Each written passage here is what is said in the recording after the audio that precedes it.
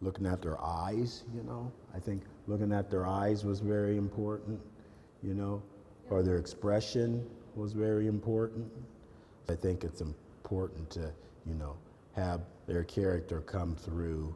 In the late 1800s, Minnesota's very first black newspaper ran a column on the back of every issue called Seeking the Lost.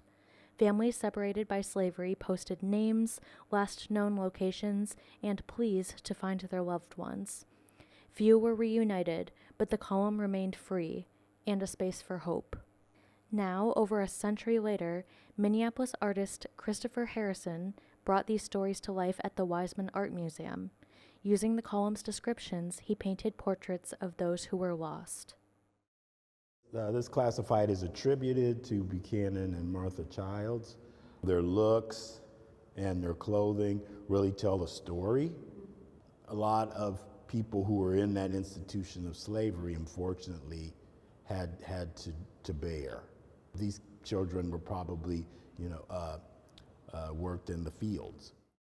Another piece shows a portrait of Mr. and Mrs. John Jackson. As you can see, he was, looks like he was a Union soldier. It took everybody to keep us free. Christopher's work highlights the lives of those often left out of history.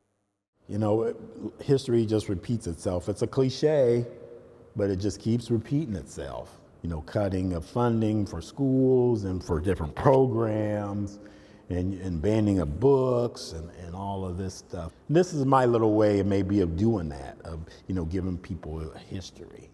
Through his art, he shows the importance of remembering these stories. History matters. I think history matters, it's important, and we should do all that we can to preserve it, and that we learn from it and pass it on to other generations. This is a reminder that history lives in the stories we tell and the faces we remember.